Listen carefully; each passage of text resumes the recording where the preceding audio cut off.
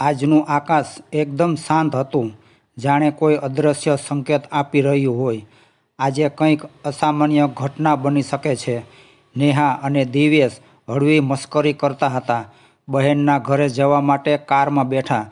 લગ્નમાં જવા માટે બંનેના મનમાં એક અલગ પ્રકારનો આનંદ હતો, પરંતુ તેમને ક્યાં ખબર હતી કે આનંદની સફરમાં એક એવો અજાણ્યો વળાંક છુપાયેલો છે કે જે તેમના જીવનના તમામ રંગોને એક ક્ષણે જ બદલી નાખશે.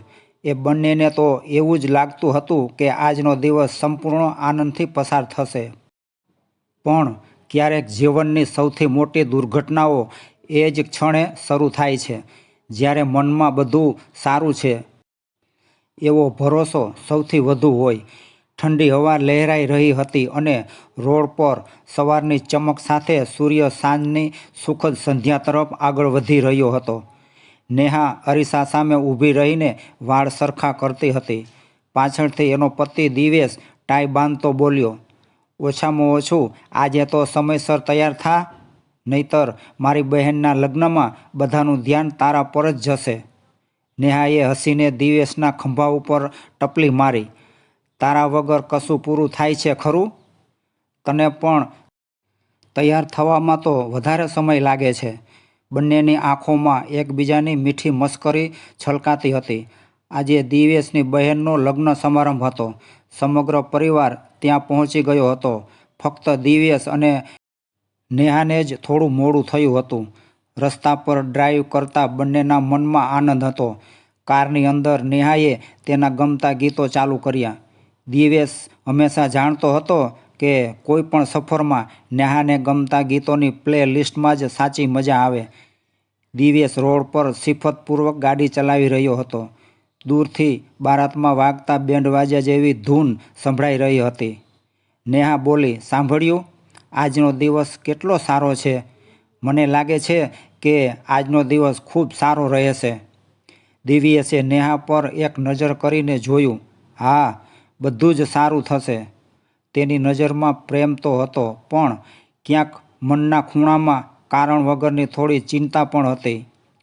થોડું આગળ વધ્યા ત્યારે વરસાદના સૂક્ષ્મ ટીપાં કાચ પર પડવા લાગ્યા. નેહાએ હાથ આગળ વધારીને વાઇપર ચાલુ કર્યા. રસ્તો થોડો ભીનો થઈ રહ્યો હતો, પણ ટ્રાફિક ઓછો હોવાથી બહુ મુશ્કેલી નહોતી. પણ ગામડાના રસ્તાઓ પર એક ખામી હંમેશા રહેતી. રસ્તાઓ એકદમ સાંકડા, ખાબડ-ખૂબડવાળા અને ઝાઝા વળાંકોવાળા હોય. ક્યારે સામેથી વાહન આવી જાય તેની ખબર જ ના પડે. ત્યાં તો અચાનક એક ટ્રક પૂર ઝડપે ડાબી તરફથી ઘૂસી આવ્યો. દિવ્યેશે બ્રેક દબાવી, પરંતુ વ્હીલ રસ્તાની કપચીમાં સરકી ગયા. નેહાના હોઠમાંથી અચાનક એક ચીસ નીકળી ગઈ, "દિવ્યેશ, સાવધાન!" ત્યાં તો આંખના પલકારામાં કાર રસ્તાની સાઈડમાં રહેલા મોટા મોટા પથ્થરો સાથે એક મોટા અવાજ સાથે ટકરાઈ. કારના ટુકડા હવામાં ઉડી ગયા. કારનો આગળનો ભાગ ચકનાચૂર થઈ ગયો. અંદર ધૂળ અને ધુમાડો છવાઈ ગયો. નેહાનું માથું કારના કાચ પર અથડાયું હતું. નેહાની આંખો અડધી ખુલ્લી અને અડધી બંધ. શ્વાસ ધીમો થઈ રહ્યો હતો. દિવ્યેશ ગભરાતા ગભરાતા નેહાને કહેવા લાગ્યો, "નેહા, આંખો ખોલ. નેહા, બોલ, કંઈક તો બોલ." દિવ્યેશ અડધો પાગલ જેવો થઈ ગયો હતો. તેના અવાજમાં પાગલ પણ ઘૂસી ગયું હતું. નેહા અર્ધ બેભાન જેવી હાલતમાં પડી હતી. થોડીવાર પછી નેહાએ હોઠ હલાવ્યા. દિવ્યેશના શરીરમાંથી લોહી વહી રહ્યું હતું, છતાં પણ એણે માથું હલાવ્યું. "નહીં, નહીં, નેહા, નહીં. આપણે બંને ઠીક થઈ જઈશું. બસ થોડી હિંમત રાખ." બહાર કોઈના પગલાઓનો અવાજ આવવા લાગ્યો. 2-4 લોકો દોડતા દોડતા કાર તરફ આવ્યા. કોઈ બારી ખોલવાનો પ્રયાસ કરતું હતું, તો કોઈ એમ્બ્યુલન્સને ફોન કરતો હતો. નેહાની આંખો ધીમે ધીમે બંધ થવા લાગી. એણે હાથ નબળાઈથી ઊંચક્યો. દિવ્યેશે તરત એનો હાથ પકડીને છાતીએ લગાડી દીધો. "નેહા, તું મારી સાથે જ રહેજે. આજે મારી બહેનના લગ્ન છે. બધા આપણને જોઈને ખુશ થશે." આંખો ખોલ નેહા. થોડીવાર પછી નેહાએ ધીમેથી શ્વાસ લીધો અને કણસતા અવાજે બોલી, દિવ્યેશ, જો મને કંઈ થાય ને તો તું મને વચન આપ કે તું પોતાને ક્યારેય દોષ ન આપતો. ચૂપ. દિવ્યેશ ચીસ પાડી ઉઠ્યો. નેહા, તને કશું જ નહીં થાય. હું તને કંઈ નહીં થવા દઉં. પરંતુ ક્યારેક એવી ક્ષણ આવે છે કે માણસના હાથમાંથી બધું સરકી જાય છે. ત્યાં તો એમ્બ્યુલન્સ પણ આવી ગઈ. બંનેને તરત જ હોસ્પિટલ લઈ જવામાં આવ્યા. માહોલ ગભરાટથી ભરેલો હતો. એમ્બ્યુલન્સના સાયરનનો અવાજ સમગ્ર રસ્તામાં ગૂંજતો હતો. હોસ્પિટલ પહોંચતા જ ડૉક્ટરો તરત જ નેહાને ઇમરજન્સી વોર્ડમાં લઈ ગયા. દિવ્યેશને પણ સારવાર હેઠળ રાખવામાં આવ્યો, પરંતુ સદભાગ્યે તેને કોઈ ગંભીર ઈજાઓ નહોતી થઈ. ફક્ત નાની મોટી ઈજાઓ થઈ હતી. એ સતત નેહાના રૂમ તરફ જવા માગતો હતો. થોડી વારમાં ડૉક્ટર બહાર આવ્યા. તેમના ચહેરા પરની ગંભીરતા જોઈને દિવ્યેશનું હૈયું ધબકતું અટકી ગયું. ડૉક્ટર સાહેબ, નેહાની તબિયત તો ઠીક છે ને? ડૉક્ટરે આંખો નીચે કરીને એક ઊંડો શ્વાસ લેતા બોલ્યા, માફ કરજો ભાઈ, અમે નેહાને બચાવવાનો બહુ પ્રયત્ન કર્યો, પણ માથામાં ગંભીર ઈજા થઈ હોવાના કારણે અમે નેહાને બચાવી શક્યા નથી. આ સાંભળીને દિવ્યેશ જમીન પર ફસકી પડ્યો.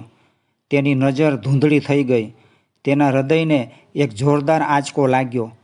અમુક પળો સુધી કોઈ બોલ્યું નહોતું. ન તો ડૉક્ટર, ન તો નર્સ કે ન તો દિવ્યેશ. લગ્નના મંચ પર જ્યાં ગીતો વાગવા જોઈતા હતા, ત્યાં એક બહેનના ભાઈનો અવાજ ટેલિફોન પર રડતો સંભળાતો હતો. બારાતની મોજ એ સમાચાર સાથે પળવારમાં ઠરી ગઈ. દિવ્યેશે નેહાના નિઃશબ્દ ચહેરાને જોયો. એની આંગળીઓને પકડી રાખી. નેહા, તું ક્યારેય મારાથી છૂટું થવાનું પસંદ નહોતી કરતી, અને આજે આમ અચાનક તું મને એકલો છોડીને જતી રહી. દિવ્યેશના ગાલ પરથી ચૂપચાપ આંસુ વહી રહ્યા હતા. દિવસો પસાર થતા ગયા, પરંતુ તે દિવસનો ટકરાવ, એ અવાજ, એ અંતિમ શ્વાસ દિવ્યેશ માટે ક્યારેય ભૂતકાળ બન્યા જ નહીં. નેહાની યાદો વચ્ચે, એની મહેક વચ્ચે, એની હૃદયની ગૂંજ વચ્ચે એ જીવતો રહ્યો. પણ દરેક સાંજ એને નિરાશાની યાદ અપાવતી હતી. ક્યારેક જીવન એ રીતે એક ક્ષણે બદલાઈ જાય છે. લગ્નની ખુશીઓ તરફ જતી સફર કરુણાંતિકાની કાળી ગલીઓમાં ફેરવાઈ જાય છે. રસ્તો તો એ જ હતો, પણ મંજિલ બદલાઈ ગઈ હતી. દિવ્યેશ આજે પણ એ જ રસ્તા પર ક્યારેક નજર નાખે છે, જ્યાં એક ટકરાવે તેનું આખું જીવન બે ભાગમાં વહેંચી નાખ્યું હતું. નેહાની યાદોની સુગંધ હજુ પણ એની સાથે ચાલે છે. કારના કાચ પર પડેલા વરસાદના ટીપાં, એનો છેલ્લો સ્પર્શ, એના ધીમા પડતા શ્વાસ, બધું આજે પણ જીવતું છે. લગ્નની મોજ તરફ જતી એ સફર ક્યારેક દુઃખના માર્ગમાં ફેરવાઈ ગઈ હતી, પણ નેહાનો પ્રેમ દિવ્યેશના જીવનનો એકમાત્ર પ્રકાશ બની રહ્યો હતો.